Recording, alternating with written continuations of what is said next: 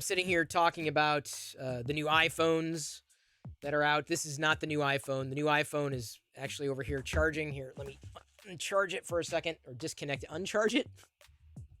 I'm making up. Is that a word? Or am I making it up? I'm uncharging it right now. The iPhone 14 Pro Max, which I unboxed live on YouTube today, and going back and forth between the new iPhone and then my Samsung Galaxy S22 Ultra. Going back and forth in live chat right now. And Swavensky asks, what do you think is the best alternative to Samsung right now? And there are so many Android devices, because let's just say, right, there's the iOS camp and the Android camp, and you're either one or the other. They're two different worlds. And honestly, in many ways, there are big differences between an Android device and another Android device. That's why when people say, oh, I tried Android and it was horrible. Which one? When? Like, they're always changing. There's like a billion of them.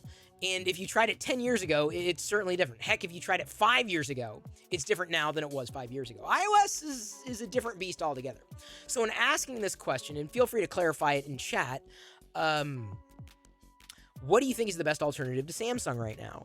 And as much as I have not had an opportunity to try a lot of the newer Android devices, there are some that still remain interesting to me.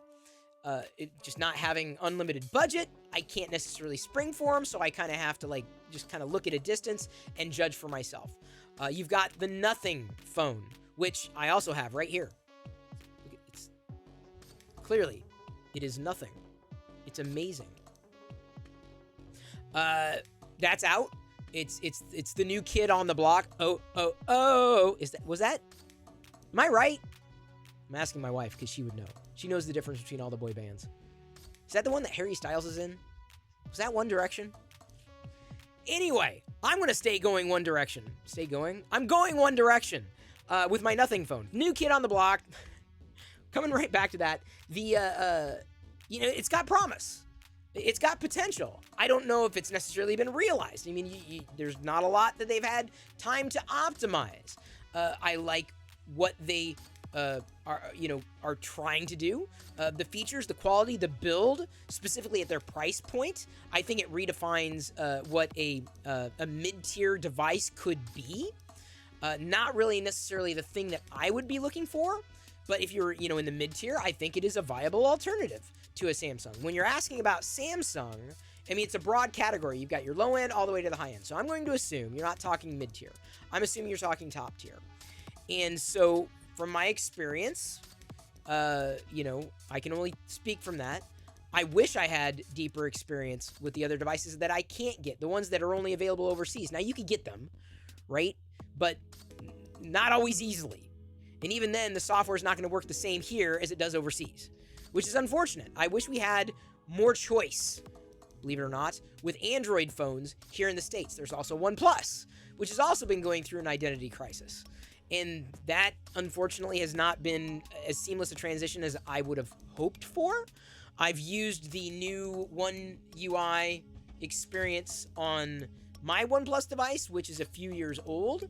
This was the OnePlus 7 Pro? Correct me if I'm wrong. This is what it looked like on the back. Someone's going to correct me, I hope. Y'all do really good with that. Oh, Chris, you're wrong. Or, hey, you're right. I feel that OnePlus is also okay. Their cameras, however, not quite up to scratch. And that's where Samsung really, I feel, is leaps and bounds above their competition, by and large, here in the States. No doubt about that, between a OnePlus and a Samsung device, or let's say even a Nothing phone and a Samsung device. But in terms of an alternative, I'm getting there, people. Everyone's going to have a different answer to this. In terms of a viable alternative, I would say the Google Pixel. And I know some people are going to disagree with me, but I moved from a Pixel 4XL? Yeah, 4XL to the S22 Ultra. That was a nice upgrade. Really nice upgrade. It was jarring, not because of the speed difference, but because the camera was just different. The output, the photo quality was absolutely different. And I, at first I didn't like it. And then I realized, oh, those are actually kind of better photos in some conditions, maybe not in all conditions.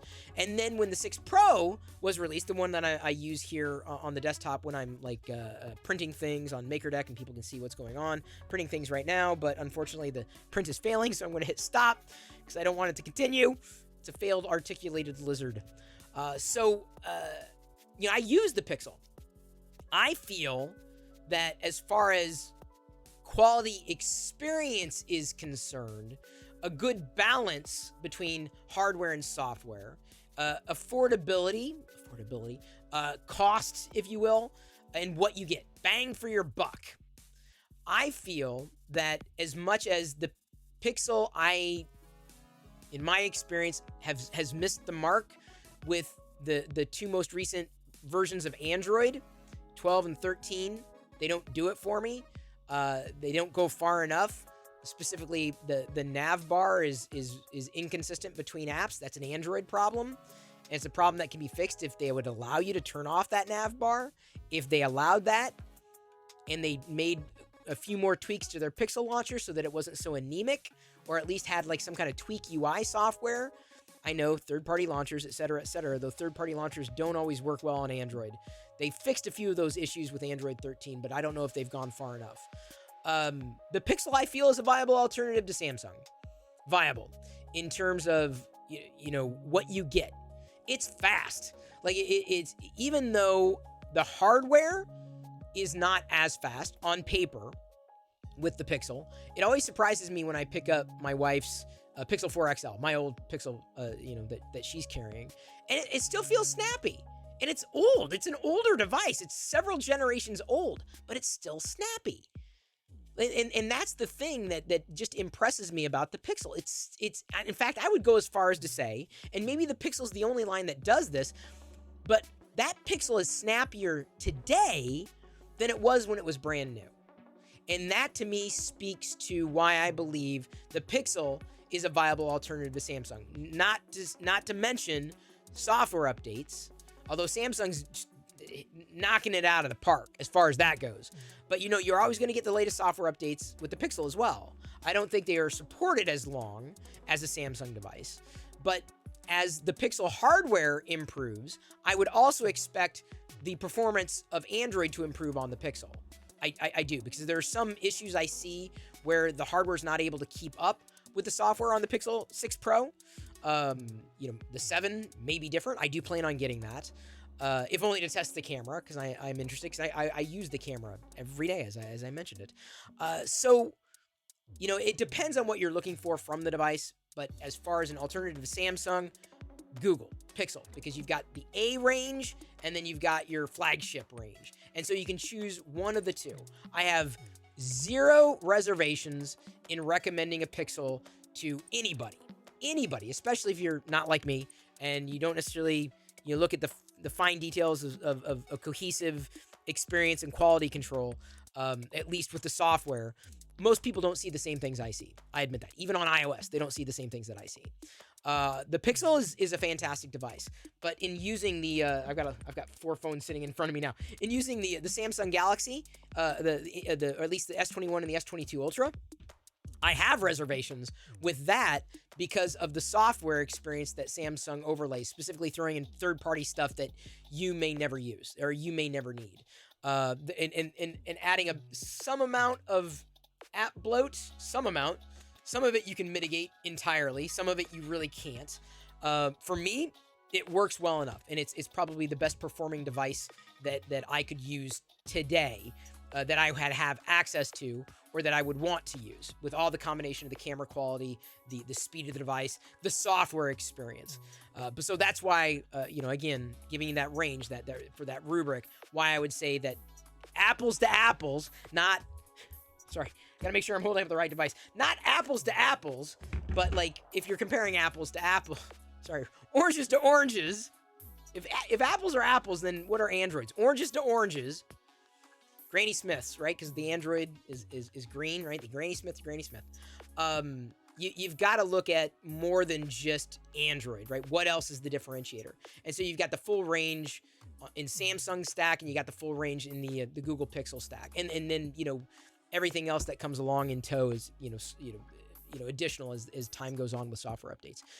That's the answer to the question, and hopefully that answers it accurately. And like I said, this is subjective. This is not like empirical. This is just my recommendation. Other people would disagree, and that's great. That's fine.